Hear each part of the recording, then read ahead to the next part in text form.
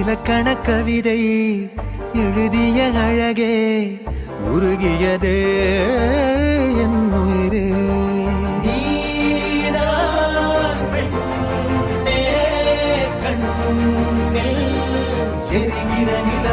இலக்கண கவிதை எழுதிய அழகே உருகியதே என் உயிரே. உனதிரு விழிகள் இமைத்திடும் பொழுதில் பகலிரவு உரைகிறதே. இதயம் கேட்குதே என் காற்றாக கனவாக கை வீசும் காதல் இவள் யார்?